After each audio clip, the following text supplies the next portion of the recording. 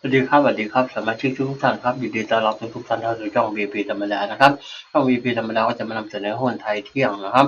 หุ้นไทยเที่ยงของวันที่11มีนาคม2569นะสำหรับรอบเช้าก็เข้าแล้วครับรอบเช้าเข้านะครับผ่านนะก็ขอแสดงความยินดีกับท่านที่โชคดีก็แล้วกันนะครับขอขอบพระคุณเป็นอย่างสูงนะครับมาชมเลขกันเลยดีกว่าจะได้รวดเร็วทันใจนะครับประมาณนี้จดเลยนะครับ7กับ8นะ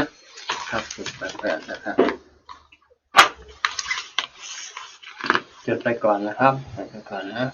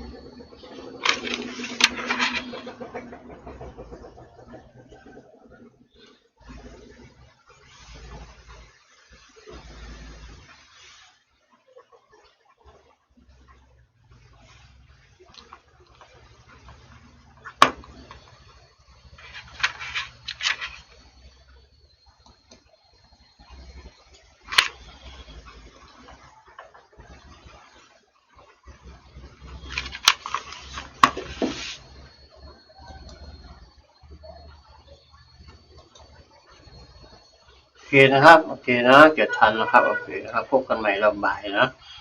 รอบนี้ก็โชคดีครับสวัสดีครับ